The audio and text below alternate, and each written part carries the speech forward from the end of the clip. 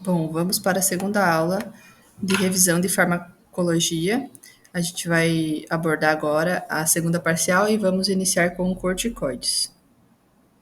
Relacionados aos corticoides, o que a gente precisa saber inicialmente é que eles estão. O mecanismo de ação principal atua sobre dois receptores. Esses receptores são o receptor glucocorticoide, que se tem a abreviação como GR, é expressado na maioria das células e ele está em forma mais abundante no nosso corpo, então em forma sistêmica, porém ele tem menor afinidade a algumas células. Já o receptor mineralocorticoide, é o MR, ele se expressa de maneira restringida e possui maior afinidade, tá? Então, atua de maneira restringida nas células epiteliais do rim, no colo, glândulas salivais, hipocampo e também no coração. Agora a gente vai fazer um esquema para compreender como que se dá essa subdivisão. Por quê?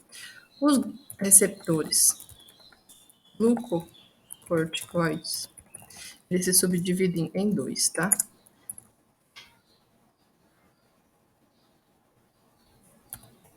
Que é glucocorticoide alfa, que se une ao esteroide, e o glucocorticoide GR beta, que não se une ao esteroide. Não se une ao esteroide. O que significa isso? Que o GRA, o receptor glucocorticoide, sempre vai estar unido ao ligando, tá? Já o GR-beta não se une, então não tem síntese de proteína. E aí também a gente tem o receptor, que tá outra letra aqui, mineralocorticoide, ok? Mineralocorticoide restringido, maior afinidade. A gente tem menor afinidade.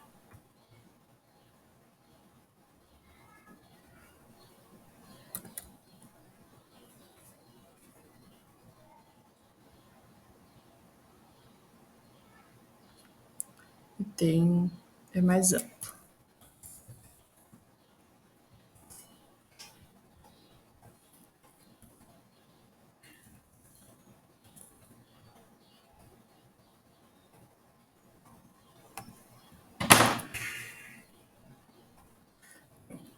Isso aqui é o básico do básico.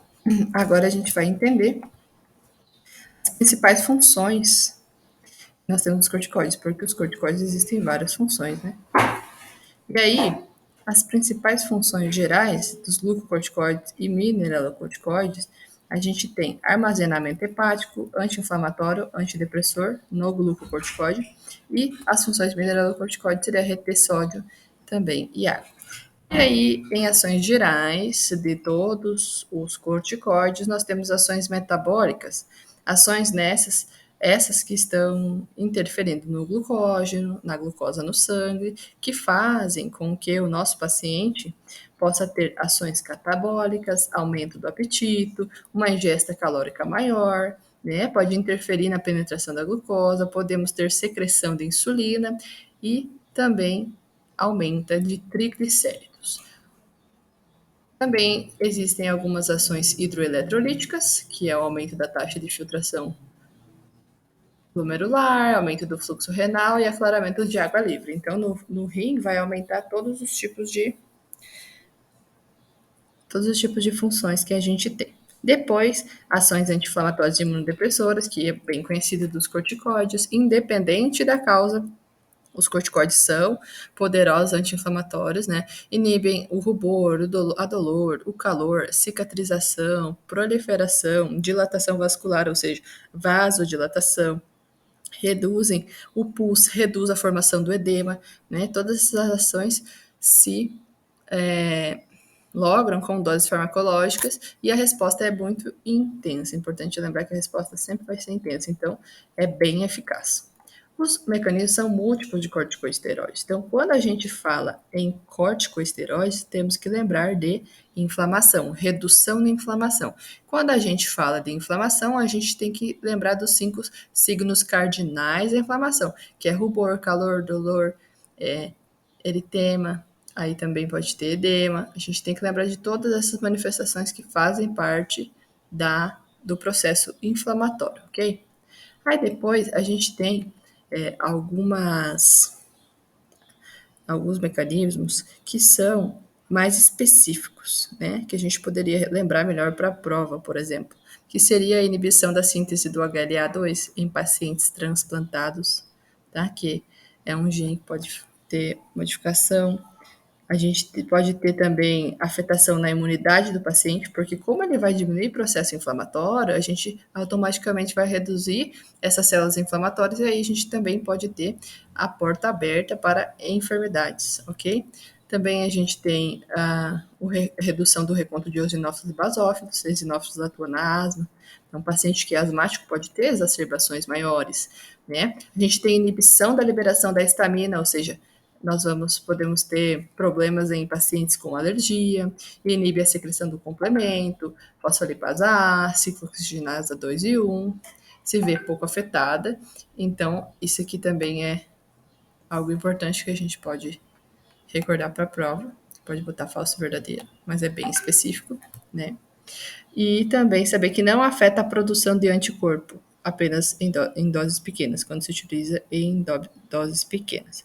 Porém, saber que glucocorticoides, todas as funções, né, as alterações que pode causar no nosso organismo são múltiplas. Aí depois nós temos algumas ações cardiovasculares e a mais importante é a hipertensão arterial, ok? Hipertensão arterial.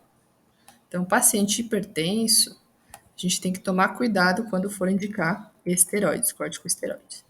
Depois nós temos também uma ação musculoesquelética, pode causar debilidade muscular, né?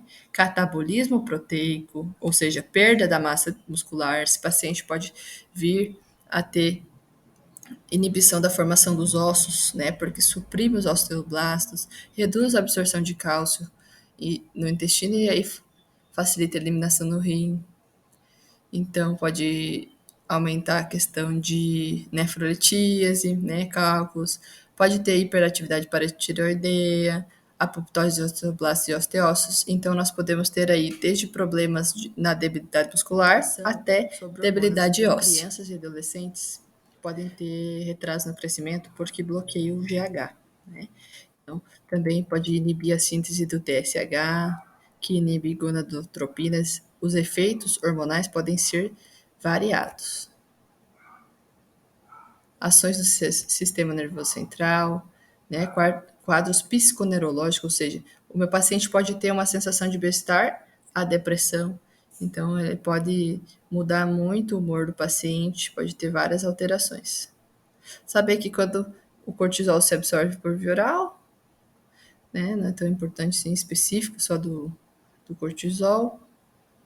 Saber aqui, isso é importante a gente saber, ó, que nos glucocorticoides a gente tem essas subdivisões de ação curta, intermédia ou ação larga. Saber pelo menos 2 ou 3 da classificação, ok? Então, vou escrever aqui no Word novamente. Saber o que? Corticoides. Temos 2 tipos de receptores principais. Um é de ação ampla, o outro já é restringido, porém tem maior afinidade. E aí nós temos aqui ação curta, ação, ação larga,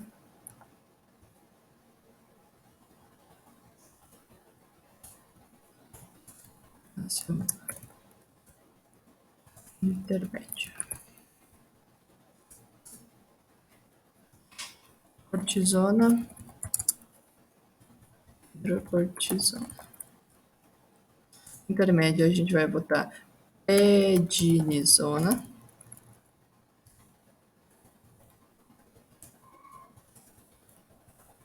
para não esquecer um nome do outro, e metilprednisona.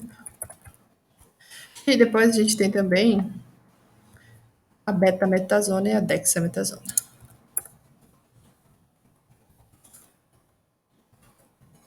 Um paciente com alergia, reação anafilática, usar os glucocorticoides, porque vai inibir essa inflamação, ele é anti-inflamatório, vai inibir a minha resposta, ok? Aqui a gente tem que recordar que os corticoides eles têm umas reações adversas assim bem características, tá? Essas reações adversas se dão principalmente a síndrome de Cushing, tá? Cushing, importantíssimo, aumento de peso, hipertensão, diabetes, osteoporose. E aí a gente pode colocar como reação adversa os efeitos farmacológicos, né? Por exemplo, lá, reduz crescimento. Aqui, GH, para não esquecer que é porque reduz o GH, né? Que é o hormônio do crescimento.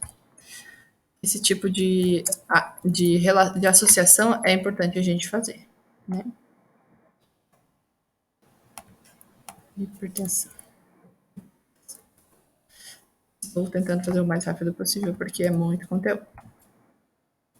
Bom, o que mais que eu preciso saber aqui? Cushing. Se eu tenho síndrome de Cushing, reação adversa de glucocorticoides, ok? Aplicações terapêuticas. Para que eu vou usar, né, um glucocorticoide? Para enfermidade alérgica, enfermidade de colágeno, para miastênia grave, alterações hematológicas, para todo tipo de enfermidade eu poderia usar os glucocorticoides. Aqui, o que eu gostaria de mostrar para vocês? Que o fármaco que possui a maior potência anti-inflamatória é a betametasona e a dexametasona. Ambas estão na ação larga, ok? Então, as de ação larga, elas são têm maior potência anti-inflamatória.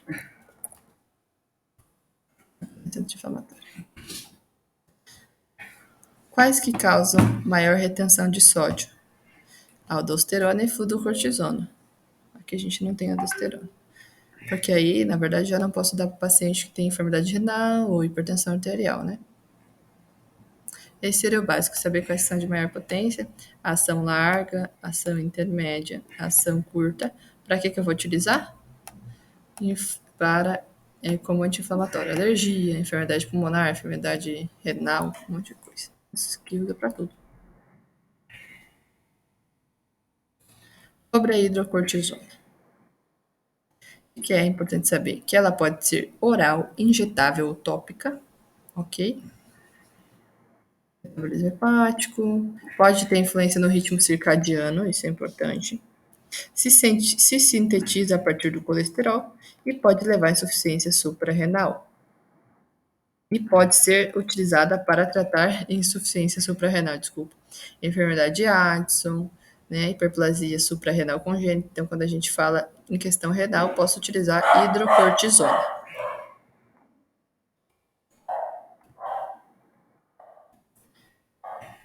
Seguindo mais aqui, a gente tem esse mapa mental, pode nos ajudar com como que acontece a classificação, os efeitos adversos, as indicações agudas e crônicas. Bom, agora a gente vai falar sobre os broncodilatadores, principalmente, tá? Os fármacos que atuam no sistema respiratório. Eu tenho que saber, principalmente, que a maioria deles eu vou utilizar de forma em via inalatória, que eu tenho que ensinar para o meu paciente como que ele vai fazer, né? Porque, caso contrário, a gente pode ter alguns efeitos sistêmicos, como bradicardia, taquicardia, e aí também compreender que existem vários tipos de dispositivos que eu posso fazer com que o meu paciente esteja utilizando, né? Inaladores pressurizados, câmaras espaciadoras, inaladores a polvo seco, nebulizadores. E dentro dos broncodilatadores, a gente tem que compreender que cada fármaco, cada grupo de fármaco possui um mecanismo de ação diferente. E aí nós vamos ter os agonistas beta-adrenérgicos, que são broncodilatadores, os corticosteroides, anti-inflamatórios bronquiais, estabilizadores dos mastócitos, antagonistas colinérgicos, metilxantinas e os antileucotrienos. Os agonistas beta-2 adrenérgicos, a gente tem que saber o que aqui, principalmente? O mecanismo de ação, né?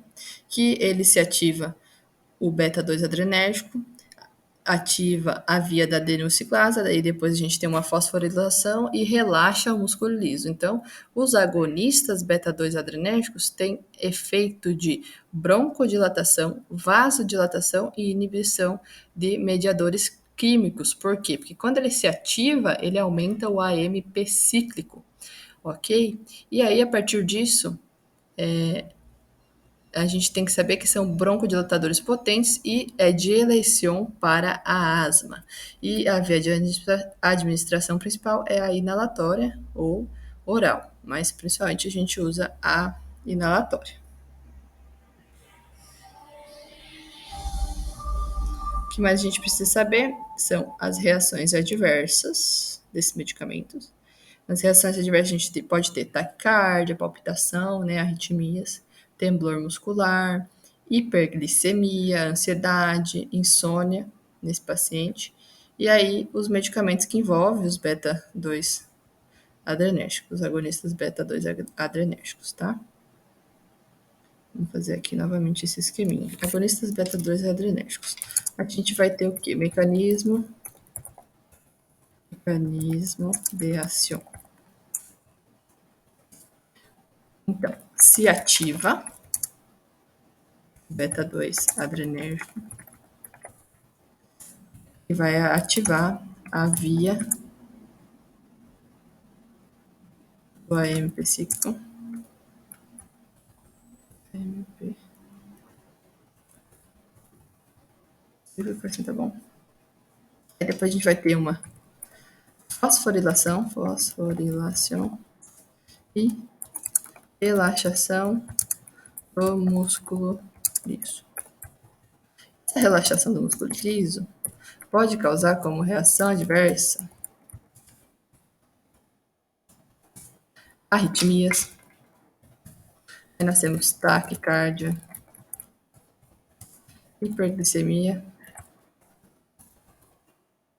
temblores. Vamos botar temblores, assim tá ótimo, ok? A gente tem que entender aqui. Outro fator é que nós temos ação curta, que eu vou utilizar para quê? Aguda, exacerbação aguda, asma. Tá? E depois a gente tem ação larga. Eu vou usar para exacerbação crônica ou asma grave.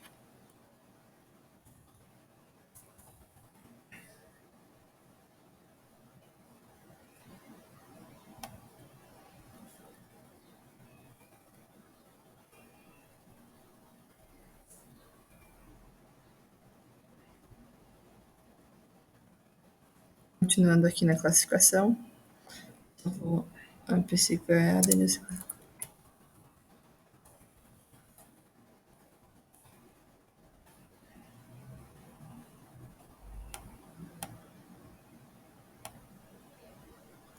Bom, e aí aqui nós temos o que? O SABA, que é salbutamol, ou salbutamol. Eu gosto de botar fenoterol, mas o doutor falou sempre que se usa o clenbuterol, né? Clenbuterol e salbutamol. Aí depois nós temos o LABA, que vai ser o salmeterol e formoterol. Pode se perder. Isso é o básico que eu tenho que saber de beta-2 adrenérgico. Vou utilizar para asma, via inalatória, vou ter o quê? Ativação do beta-2, via da adenilciclase, AMP cíclico, fosforila, relaxa músculo liso. Se relaxa músculo liso, o que eu faço? Broncodilato. Broncodilatação. Se meu paciente tem insuficiência cardíaca ou tem alguma arritmia, eu vou dar beta-2 adrenérgico? Não, não vou dar, porque ele tem reações adversas, como arritmia, taquicardia, né? E também, se meu paciente for diabético, eu também não posso dar. Tudo isso. A partir daí, nós temos os corticosteroides. Aqui já vamos pular para as metilxantinas, que é como está no resumo. Metilxantinas. É importante saber aqui o nome: teofilina e aminofilina. Aminofilina. Porque também não são muito específicos, não se usa de certa forma, não se sabe o mecanismo de ação. O que é importante a gente saber são que o efeito colateral, e por que não se usa tanto, são as convulsões, que são os ataques epiléticos que podem se dar por uso da metilxantina, das metilxantinas. Tá? A partir daí a gente volta lá para os antagonistas colinérgicos, tá? Antagonistas colinérgicos também são broncodilatadores, porém eles são seletivos, tá? São mais seletivos. E a gente usa também em forma mais crônica. E aí, vamos recordar aqui ação curta e ação larga novamente. Ação larga. Crônico. Ah, mas você não falou que, por exemplo, que os antagonistas colinérgicos são de uso crônico, no geral? Sim, no geral são de uso crônico, mas como o bromuro de patrópio tem ação curta, de acordo com o meu tipo de paciente, se ele tiver uma crise asmática complicada, grave, por exemplo, eu posso estar utilizando os colinérgicos, tá?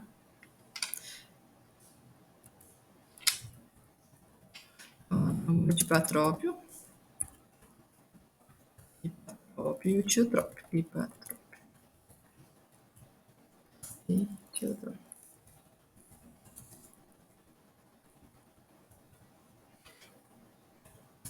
Seja, aqui está escrito, são menos adequados para uso diário, como os beta-2, tá? São medicamentos seletivos e têm menos reações adversas, então em casos mais graves eu prefiro usar eles, tá? Mecanismos de ação são competitivos, são antagonistas competitivos. Como a gente tinha falado anteriormente, os antagonistas eles bloqueiam, então eles vão bloquear a união da acetilcolina aos receptores muscarínicos e colinérgicos, né? E esse efeito da acetilcolina que causa broncodilatação e secreção de muco reduzida.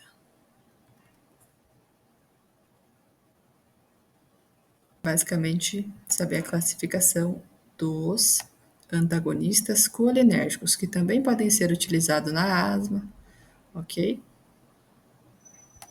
Interação medicamentosa, se eu utilizar um salbutamol, eu vou potenciar, né, o efeito do medicamento. E também lembrar que eles são derivados da atropina. É o único broncodilatador derivado da atropina. Por quê? Porque vai estar atuando lá na acetilcolina e receptores colinérgicos, ok? Basicamente isso, gente. Continuando sobre os corticoides. Os corticoides a gente vai dar sempre combinado. Eu nunca vou dar um corticoide sozinho, né? Se eu tiver um paciente asmático. E aí, por exemplo, eu vou utilizar em pacientes com enfermidades graves e nas exacerbações. Ó, se associa a beta-2 agonista em caso mais severo. Não, nunca vai ter, um corticoide nunca vai ter efeito broncodilatador. Ele só vai ter efeito anti-inflamatório. Só apenas anti-inflamatório. Reduzem todos os tipos de inflamação, vasodilatação. E o que a gente tem que saber é que se eu der para o meu paciente, se eu for lá e der um corticoide, eu posso ter um problema, um efeito adverso principal, que é a candidíase bucofaríngea, que se dá pelo mau uso, na verdade. O que acontece quando o paciente, deixa eu dar aqui, faz o mau uso do medicamento inalatório quando é corticoide, não faz o enxágue como tem que fazer pós-utilização, e aí pode ter uma candidíase bucofaríngea. Principal efeito adverso. Não existe isso aqui em outros tipos de medicamento dessas classes aqui que a gente está falando agora, ok? Então, tem que saber. Também saber que como é corticoide, corticoide pode dar a enfermidade de Addison. Cushing, Addison. Nesse caso aqui, Addison.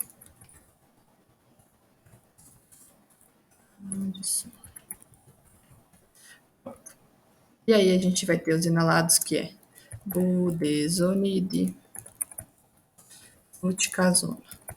E aí, via oral, vamos botar prednisona. E aí é os mesmos que a gente falou antes. Prednisolona também.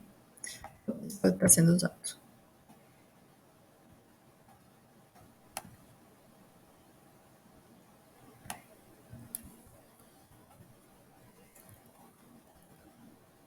Vamos falar agora, deixa eu ver, estabilizadores dos mastócitos. Estabilizadores dos mastócitos é importante saber que não é útil em crise aguda, é para tratar mantenimento e que ele não broncodilata, tá? Ele é só anti-inflamatório. Tem uma ação basicamente similar aos corticoides. Então vamos botar aqui, ó. Não broncodilata. Tratar paciente crônico. EPOC. Principalmente EPOC. E aí vamos colocar o nome cromoglicato. E né, não é importante que a gente não vai pedir isso aqui, não. Saber existem os estabilizadores de mastócitos. Antileucotrienes, é importante saber um deles, que sempre pede, que é o montelukast. Né? São broncoconstritores, olha como eles fazem um efeito reverso.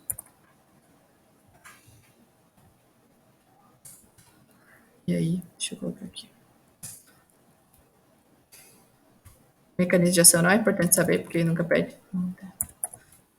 Pede sempre o medicamento que é broncoconstritor lá dentro dos que a gente estuda para sistema respiratório. E saber que pode é hepatotóxico e pode causar vasculites, tá? Hepatotóxico e vasculites.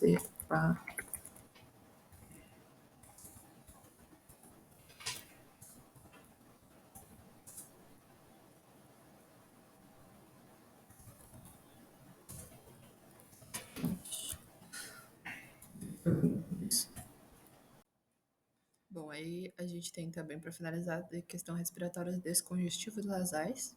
Se usa em rinite alérgica, né? Síndrome gripal. E aí tem que saber que não devem administrar mais de alguns dias, porque pode dar efeito rebote, né? Ele produz vasoconstrição e diminui a rinorreia. E então, ele também pode causar epíxtasis, né?